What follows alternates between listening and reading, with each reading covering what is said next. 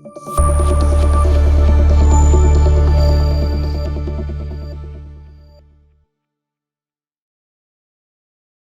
siya ka ba so si bani ya ka jing herdor hakir komle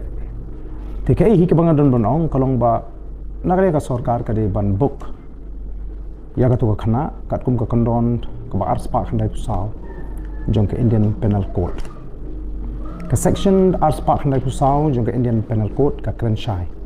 whoever to the annoyance of other does an obscene act in public shall be punished. Leni kabapuli sing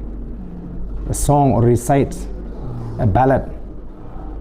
of obscene shall be punished.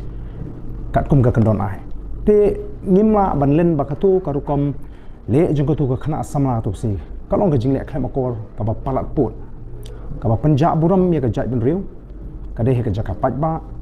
te mdon takoi pat kalinti ndrei don kam ban book ya ka to ka khana kat kum ka section khnang ba kanum ai ka khubor ka basniu sha ki wi pat ki ba pe ya ka jala ka jingi namar kani kam kut tang hang ni mo kani kala saphriang ling ba ki rinsan social media bat kan kta ya ka buram ka ijat bat kam de hiru ka rukum im ka jingi kum ka jai beriu riulum bangin iya gitu ke hoi pila ban lek men pila ban shat pila ban yarwai pila ban ekmen henry om de ke ba penjak buram ya ka jai men riu but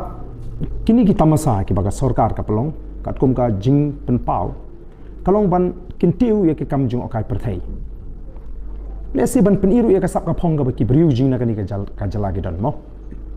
ban promote ya ka tourism but ya kibriu kinong song jangan ni ka snong te ka tu ka wi ka jingja ka man ra ya ka jingja buram ya ka jai briu but kum juru ka ya ka khobor ka ba bu ya ka jai briu jingi ha ka jingja buram ha ba ki wi kin pek yangi da ka khmat ka ba pek po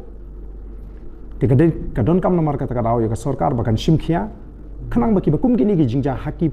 bor gi banwan hagi nu ku jingle ekmen kinum ja ke banong ka jing ja buram ba jing that rong ya ka jai bur